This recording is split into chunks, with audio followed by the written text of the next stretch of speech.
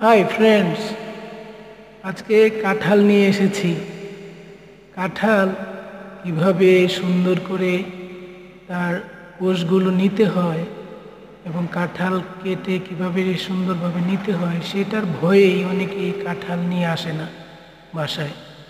তো কাঁঠালটা কোষগুলো সংগ্রহ করার আগে হাতে সরিষার তেল দিয়ে নিলে এবং যে পাত্রটাতে আমি রাখবো সেটা তেল দিয়ে ভালো করে লাগিয়ে নিলে তখন আর কোষ থেকে যে আঠা আছে সেই আঠাটা হাতে বা পাত্রের মধ্যে লাগবে না।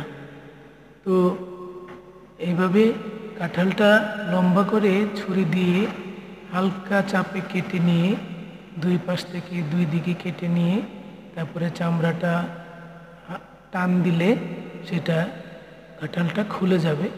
খুলে গেলে তারপরে আস্তে আস্তে কোষগুলো নেওয়া যায়। তারপরে কিছুটা নেওয়ার পরে কাঁঠালের যে মুলিটা আছে সেটা হালকা টান দিলে বের হয়ে চলে আসে এবং সেটা নেওয়ার পরে আরও সহজেই পুরো কাঁঠাল থেকে কোষগুলো সংগ্রহ করা যায়।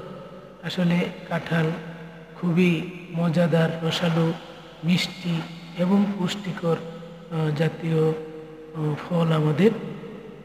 এটা আমাদের দেশে সর্বত্রই পাওয়া যায় এবং প্রচুর পরিমাণে পাওয়া যায় এবং খুবই অ্যাভেলেবল থাকে।